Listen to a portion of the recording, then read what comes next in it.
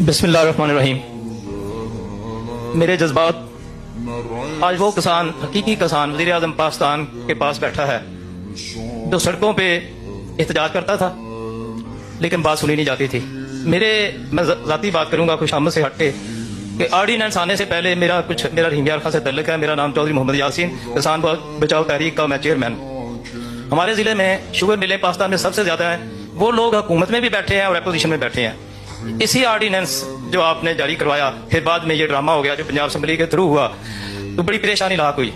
खोखर साहब ने बताया आपने एक्शन लिया, यकीन करें मुझे उस जात की कसम है, मैं डरता शरता नहीं किसी से, मैं आपको सच्ची बात बताऊं कि मैं कहता क्या बनेगा किसान का। लेकिन जब आपने वो एक्ट खत्म करवा के दोबारा बहाल करवाया तो मेरे पास वो जज्बात ही नहीं है। मैं आप क्या बात करूं। जो वजीर आज़म पाकिस्तान किसान की बात वजीर आज़म हाउस में सुनेगा तो पाकिस्तान का किसान सड़कों पे नहीं आएगा। अब वो जो लोग असम्बलियों में बैठे हमारे MPs MNA, वो उन्होंने तो बात नहीं की हमारी किसानों की रहनुमाई के लिए, हमारे तहफ़्फ़ुज़ के लिए, वो तो नहीं बोले। मेरा उनसे ये सवाल है, मैं काफी अच्छे से देख रहा हूँ कि आप किसानों की बात हर स्पीच में करते हैं। आपने किसानों का दिल जीता है। ये ज़रई मुल्क है, मैं क्योंकि बात लंबी होगी या सब दोस्तों ने कर ली, इसमें आप ज़रई इनकलाब लाएं, ज़रई एमरजेंसी नाफिज कर दें, बाहर के मुल्क से ज़रई मशीनरी किसानों को मंगवा के दें, उस पर ड्यूटी फ्री कर दें। ये इनकलाब आ जाएगा। जैसे आप कहते हैं ना पाकिस्तान ऊपर उठ जाएगा, मेरा ईमान है पाकिस्तान ऊपर उठ जाएगा। हमारे मशीनरी से हम जदीद काश्तकारी करेंगे। ट्रैक्टर का ये हाल है, ये माफिया देख लें, शुगर मिल माफिया के अलावा और बड़े माफिया हैं पाकिस्तान में।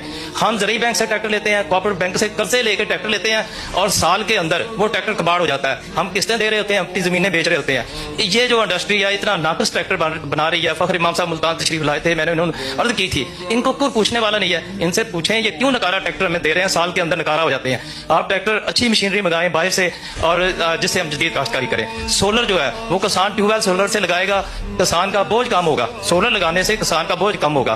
तो मैं अपनी बात खत्म करने से पहले, वज़ीर आज़म पाकिस्तान, आपने किसान का दिल जीत लिया है, आपने हमारी इतनी रहनुमाई की है। हम इस अवाम में, मेरी 63 साल उम्र है। खान साहब को पता है हम इकट्ठे जिम्मेदार हैं वहाँ के।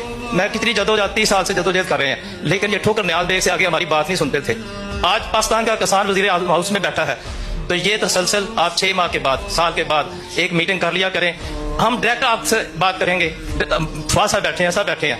वो जो बनी हुई है ना MRDयां जो हमें चक्कर देते आए हैं, सारे चीज हम किसान आप बताएंगे कि ये इस मुल्क का वज़ीर आज़म किसानों की बात सुनने लग गया है, सुनता है। और जैसे ये ऑर्डिनेंस जारी हुआ तो मेरी ये गुजारिश है कि हमारी दुआएं आपके साथ हैं। अल्लाह ताला आपको इस माफिया से लड़ने की हिम्मत दे। आपको इस कुर्सी पे अल्लाह ने बैठाया है। ये कहते हैं ना कि आपको इस कुर्सी पे अल्लाह ने बैठाया, अल्लाह ने इज्जत दी है।